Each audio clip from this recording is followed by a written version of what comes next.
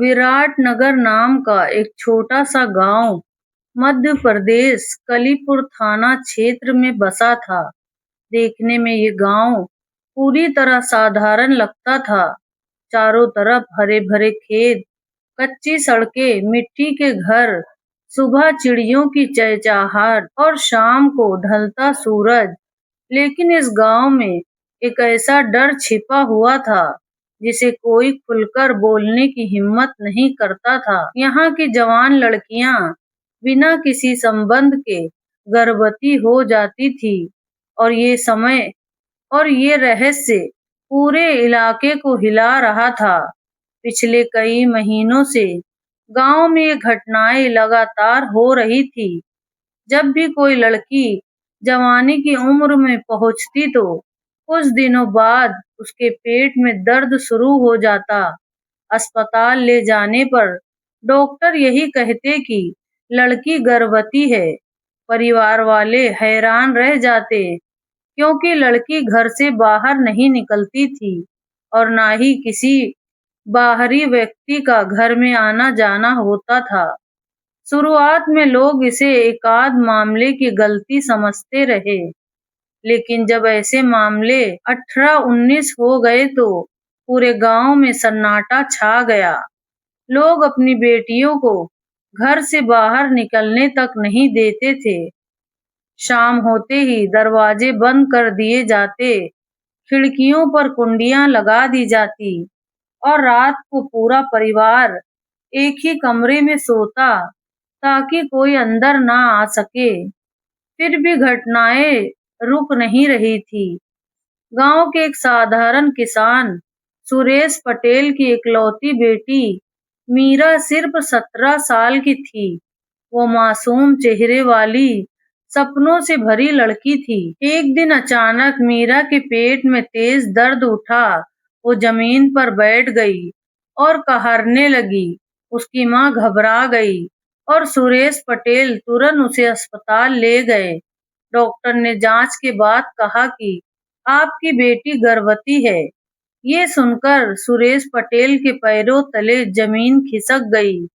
उन्होंने रोते हुए पूछा, डॉक्टर साहब, ये कैसे हो सकता है? मेरी बेटी तो घर से बाहर भी नहीं जाती। डॉक्टर ने गंभीरता से कहा, रिपोर्ट बिल्कुल साफ है। घर लौटकर मीरा की मां ने उससे पूछा, सच बता, क्या तू किसी से मिलती थी? मीरा फूट फूट कर रोने लगी और बोली, नहीं माँ, मैं कसम खाती हूँ, मेरा किसी से कोई रिश्ता नहीं है। मुझे खुद नहीं पता ये कैसे हुआ। धीरे धीरे ये खबर पूरे गांव में फैल गई। लोग तरह तरह की अफवाहें उड़ाने लगे।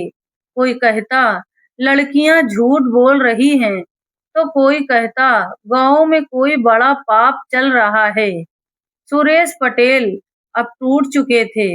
उन्होंने फैसला किया कि वो इस मामले को लेकर सीधे जिले की महिला पुलिस अधिकारी के पास जाएंगे। अगले दिन वो अपनी बेटी को लेकर शहर पहुंचे और महिला पुलिस अधिकारी प्रियंका मेहरा के कार्यालय में पहुंच गए। प्रियंका मेहरा एक सख्त, ईमानदार और तेज तर्रार अधिकारी थी, जिनका नाम सुनकर अपराधी कांप जाते थे। सुरेश पटेल हाथ जोड़कर रोते हुए बोले, मैडम, हमारी मदद कीजिए, हमारा पूरा गांव बर्बाद हो रहा है। प्रियंका मेहरा ने गंभीर होकर पूरी कहानी सुनी और कहा, ये क्या कह रहे हो? ऐसा कैसे हो सकता है? लेकिन जब सुरेश पटेल ने बताया कि पूरे गांव में 18-19 लड़कियां ऐसी हैं, तो प्रियंका मेहरा का चेहरा गंभीर हो गया। प्रियंका मेहरा ने तुरंत कालीपुर थाने के अधिकारी को फोन करके गांव की जांच करने का आदेश दिया। लेकिन जांच रिपोर्ट आने के बाद भी कोई ठोस सुराग नहीं मिला। प्रियंका मेहरा ने सोचा कि ये तो लोग कुछ छिपा रहे हैं या फिर कोई ऐसा राज है जो समझ से बाहर है। उन्होंने फैसला किया कि इस केस को खुद संभालेगी, लेकिन सामान्य अधिकारी के रूप में नहीं। अगली सुबह वो एक साधारण भिखारिन के वेश बदल चुकी थी। साधारण कपड़े, बिखरे बाल, कंधे पर पुराना झोला और चेहरे पर थकान का भाव। अब वो प्रियंका मेहरा नहीं, बल्कि एक अनजान औरत थी, जो रात बिताने की जगह ढूंढ रही थी। दोपहर ढलते-ढलते प्रियंका मेहरा विराटनगर पहुंच गईं। गांव वाले उन्हें देख रहे थे, लेकिन किसी ने ज्यादा ध्यान नहीं दिया। वो धीरे-धीरे गलियों में घूमती रही और हर जगह का जायजा लेती रही। शाम होते ही गांव में सन्नाटा छा गया। दरवाजे बंद होने लगे। प्रियंका मेहरा सीधे सुरेश पटेल के घर पहुंची और दरवाजे पर खड़ी होकर बोली, भैया, रात हो गई है, क्या आज के लिए मुझे यहाँ ठहरने की जगह मिल सकती है? सुरेश पटेल ने दरवाजा खोला और असहाय महिला को देखकर दया आ गई। उन्होंने कहा, ठीक है बहन, अंदर आ जाओ, लेकिन आजकल गांव का माहौल ठीक नहीं है, इसलिए ज्यादा इधर-उधर मत घूमना। प्रियंका मेहरा अंदर आई और घर का हर कोना ध्यान से देखा। दरवाजे मजबूत थे, खिड़कियां बंद थी और पूरा परिवार एक ही जगह सोने वाला था। सुरेश पटेल ने उनके लिए दरवाजे के पास चारपाई डाल दी और कहा, तुम यहीं सो जाना। खाना खाने के बाद सब लोग सो गए। प्रियंका मेहरा चारपाई पर लेटी थी, लेकिन उनकी आंखें पूरी तरह जाग रही थी। रात के 12 बजते ही वो चुपचाप उठी और बाहर निकल गई। गांव की गलियों में घूमते हुए उनकी नजर गांव के किनारे बने पुराने खंडर पर पड़ी। वहां धीरे-धीरे उसकी तरफ बढ़ी। पास पहुंचकर उन्हें हल्की आवाजें सुनाई दी। उन्होंने एक टूटी दीवार के पीछे छिपकर देखा तो 2 आदमी शराब की बोतल लेकर खंडहर से बाहर निकल रहे थे। उनकी चाल डगमगा रही थी। प्रियंका मेहरा चुपचाप उनका पीछा करने लगी। दोनों आदमी एक घर के पास पहुंचे, जहां एक ने दीवार फांदकर अंदर कूद गया और दूसरे के लिए दरवाजा खोल दिया। प्रियंका मेहरा समझ गई कि यही लोग गांव के रहस्य की वजह हैं। उन्होंने इंतजार किया। करीब आधे घंटे बाद जब दोनों बाहर निकले तो प्रियंका मेहरा उनके सामने आकर जोर से बोली, रुको, एक कदम भी आगे बढ़ाया तो गोली मार दूंगी। दोनों चौंक गए और हंसने लगे कि अरे, ये तो वही भिखारन है। लेकिन प्रियंका मेहरा ने हवा में फायर कर दिया। गोली की आवाज पूरे गांव में गूंज उठी। गांव वाले बाहर निकल आए। प्रियंका मेहरा ने जोर से कहा, इन दोनों को पकड़ो, यही लोग तुम्हारी बर्बादी की वजह हैं। गांव वालों ने गुस्से में दोनों को पकड़ लिया। तभी प्रियंका मेहरा ने अपना भेष उतारा और सख्त आवाज में बोली, मैं कोई भिखारन नहीं हूँ, मैं इस जिले की महिला पुलिस अधिकारी प्रियंका मेहरा हूँ। पूरा गांव स्तंभ रह गया। सुरेश पटेल की आंखें फटी की फटी रह गईं।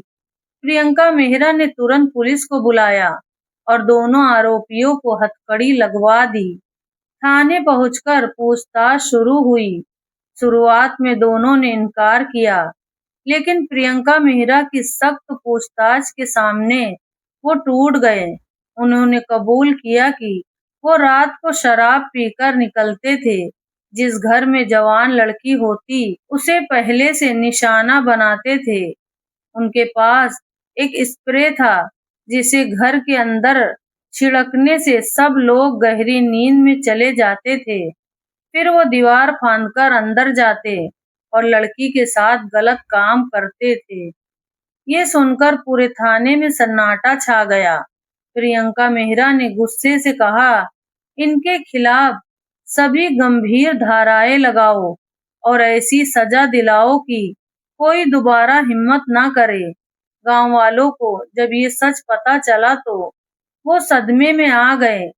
सुरेश पटेल रोते हुए जमीन पर बैठ गए। प्रियंका मेहरा ने गांव वालों से कहा, तुम्हारी गलती सिर्फ डर जाना थी। अब डरने की जरूरत नहीं है। सच सामने आ चुका है और इंसाफ होगा। कुछ दिनों बाद कोर्ट ने दोनों आरोपियों को उम्र कैद की सजा सुनाई। गांव वाले प्रियंका मेहरा के सामने हाथ जोड़कर खड़े हो गए। सुरेश पटेल ने कहा, मैडम आपने हमारी जिंदगी बचा ली। प्रियंका मेहरा ने मुस्कुराते हुए कहा, अब अपनी बेटियों को डर में नहीं, हिम्मत में जीना सिखाओ। धीरे धीरे विराट नगर बदलने लगा। लोग जागरूक हुए, घरों की सुरक्षा मजबूत की और एक दूसरे पर भरोसा करने लगे। लड़कियां फिर से सामान्य जीवन जीने लगी। कुछ दिनों बाद प्रियंका मेहरा गांव आई तो पूरा गांव उनका स्वागत करने के लिए इकट्ठा हो गया। उन्होंने कहा, याद रखना, अंधेरा कितना भी गहरा हो, एक छोटी सी रोशनी उसे खत्म कर सकती है। बस जरूरत है उस रोशनी को जलाने की हिम्मत की। इस तरह विराटनगर का खौफनाक रहस्य खत्म हुआ और गांव में फिर से जीने लगा। ये कहानी सिर्फ एक गांव की नहीं, बल्कि पूरे समाज के लिए सीख थी कि सबसे बड़े दुश्मन डर और चुप्पी सबसे बड़े दुश्मन होते हैं और सच एक दिन जरूर सामने आता है। तो साथियों, आपको ये कहानी कैसी लगी?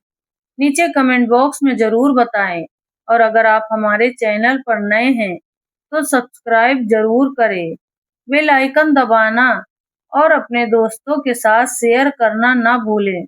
पूरी कहानी पढ़ने का आप सबका धन्यवाद।